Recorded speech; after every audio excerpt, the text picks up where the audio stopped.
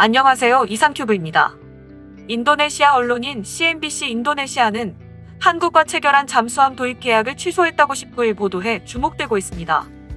CNBC 인도네시아는 우리나라에서도 방송되고 있는 CNBC 코리아 같은 경제 전문 채널로 공신력이 낮은 언론이 아니어서 소문으로만 돌고 있었던 한국과의 잠수함 도입 계약이 기정사실화되고 있습니다. 인도네시아는 한국의 대우조선해양으로부터 나가파사급 잠수함 3척을 도입했고, 작년 3월에는 같은 급의 잠수함을 추가로 3척 도입하는 11억 달러의 계약을 체결했습니다.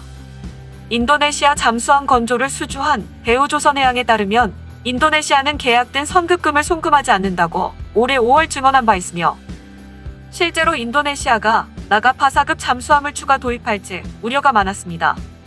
19일 CNBC 인도네시아 등에 따르면 인도네시아 국영 PAL 조선소의 인사총괄국장 에티 수아르다니는 전날 하원 11분 과위에 출석해 4번에서 6번함 잠수함을 건조할 2차 사업 계약을 작년 3월 체결했지만 여태껏 진행되지 않았다고 말했습니다. 인도네시아는 총 12척의 잠수함을 도입하기로 하고 1차 사업으로 2011년 대우조선해양과 1400톤급 잠수함 3척을 계약했습니다. 1번함과 2번함은 한국에서 건조해 인도했고 3번함은 한국에서 만든 본체를 인도네시아 자바섬 수라바야에 PAL 조선소로 가져와 조립한 뒤 작년 4월 진수했습니다. 인도네시아는 3번함을 진수하면서 2차 사업으로 1400톤급 잠수함 3척을 대우조선해양에 추가로 주문했습니다. 하지만 지금까지 계약금 납입 등 2차 사업 진행이 전혀 이루어지지 않았습니다. 인도네시아 측은 잠수함 기술 이전이 가격 대비 부족하다고 주장했고, 사양이 더 높은 잠수함을 원한다며 부정적 신호를 보냈습니다.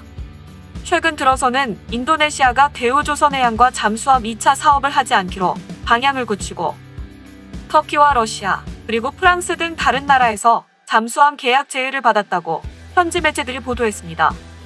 과연 어디까지가 진실인지 알 수 없으나 프라보어 국방장관은 독일에서 도입한 차크라급 잠수함은 연속 잠항 기간이 90일이나 되는데, 나가파사급 잠수함 2번함 알데다리함의 연속 잠항 기간은 30일에 불과하다고 비판하며, 정확히 한국 측으로부터 기술을 이전받았는지 검증할 필요가 있다고 지난 9월에 말했고, 수비안트 국방장관은 터키가 판매한 AIP 기관을 탑재한 214급 잠수함에 관심을 보이고 있어 한국에서 터키로 갈아탔을 가능성이 높은 상태입니다.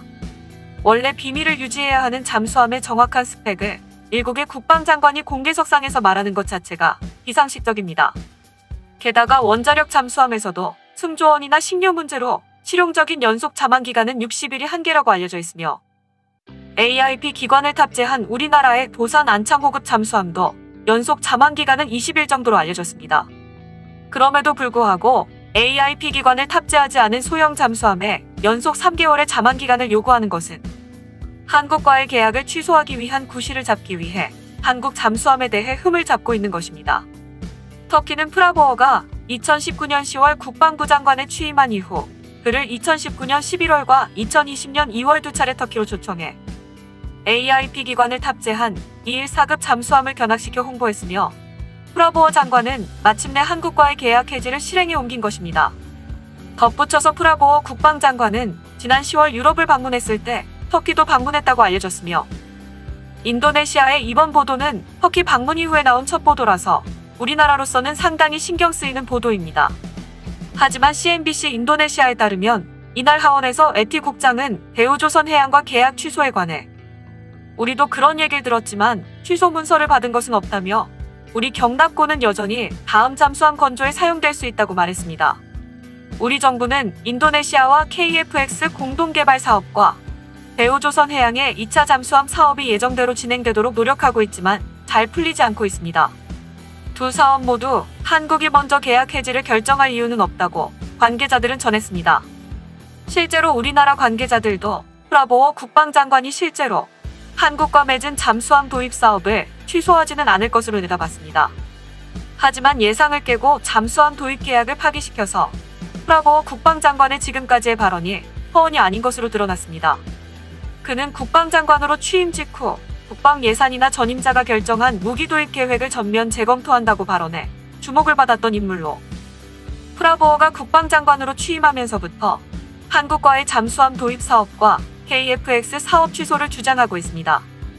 이 중 잠수함 도입 사업을 취소했으니 이제 시선은 남은 KF-X 사업으로 쏠리고 있습니다.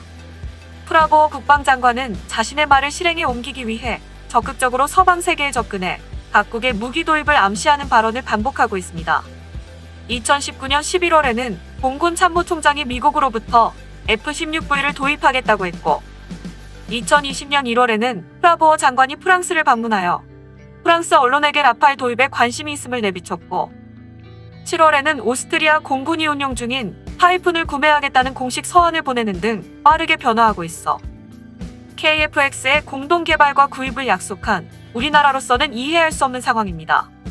지난 9월 우리나라와 인도네시아는 KF-X 공동 개발 조건을 둘러싸고 1박 2일 협상을 벌였습니다. 양국 정부는 협상 내용을 비공개에 붙였으며 강은호 방위사업청 차장을 단장으로 한 한국 출장단이 인도네시아 측 질의에 최대한 상세히 답변하고 추후 논의를 계속하기로 한 것으로 전해졌습니다. 한국 출장단 10여 명은 지난 9월 22일 밤 자카르타에 도착해서 23일 오전 9시께부터 동일 협상 테이블에 앉았습니다. 이날도 오전부터 오후 10시께 인천행 여객기를 타러 수카르노하타 공항에 가기 직전까지 마라톤 협상을 벌였습니다. 이번 재협상은 한국 측이 새로 요구하는 게 있는 게 아니라 인도네시아 측이 공동개발비 분담금 비율 축소와 기술 추가 이전을 요구해 마련된 자리였습니다. 이 때문에 협상장에서 주로 인도네시아 국방부와 국영 항공방산업체가 질문하며 한국방사청과 한국항공우주산업 관계자들이 최대한 설명하고 자료를 제공한 뒤 설득하는 모양새가 됐습니다. 프라보어 인도네시아 국방부 장관이 작년 10월 말 취임한 이후 처음 열린 재협상이기에 전임 장관 시절 논의했던 내용은 접어두고 다시 세부 내용부터 조목조목 논의하느라 시간이 많이 걸린 것으로 전해졌습니다. 이날 오후 들어서는 양측의 이번 논의 내용을 기록한 협상록을 작성하는데 상당 시간을 마지막까지 소요했으며 한국 출장단은 귀국 후 협상 내용을 정리하고 인도네시아 측 요구사항을 검토한 뒤 논의를 계속 이어갈 예정이었습니다. 하지만 지난 10월 프라보어 장관의 유럽과 미국 방문 이후 프랑스가 전투기 기술 이전을 포함한 라팔 전투기 판매 제한을 했다고 보도되고 있으며 최근에는 미국을 방문했을 때 F-35 전투기를 요구했다고 외신은 보도하고 있습니다. 한국과 인도네시아의 방산협력은 프라보어가 국방장관이 되기 전까지는 좋은 관계를 유지하고 있었습니다. 양국 방산협력의 쌍두마차는 KF-X 공동개발과 잠수함 사업이었습니다. 인도네시아는 쟁쟁한 군사 강국을 제치고 우리 손을 잡았습니다. KF-X 사업은 인도네시아 건군 이후 최대 사업이며 잠수함 도입 사업도 우리나라를 단숨에 세계 5대 잠수함 수출국으로 끌어올린 쾌거로 꼽히고 있습니다. 하지만 프라보어가 국방장관이 되고 나서 모든 것이 변했습니다. 잠수함 도입 사업은 취소된 것으로 보이며 KF-X 사업도 인도네시아의 내부 사정으로 취소 가능성이 남아 있습니다. 이 모든 것은 인도네시아의 국방장관이란 자리가 대통령에 이은 제2인자의 자리여서 가능했습니다. 인도네시아 현지에서는 다음 내각 개편 때 프라보어 장관이 자리를 옮길 수도 있다는 소식도 들리고 있어 우리나라와 인도네시아와의 방위 협력은 프라보어 장관의 국방장관 연임 여부에 달려있다고 봐도 무방할 것입니다. 이상 마치겠습니다. 시청해주셔서 고맙습니다. 이상큐브였습니다.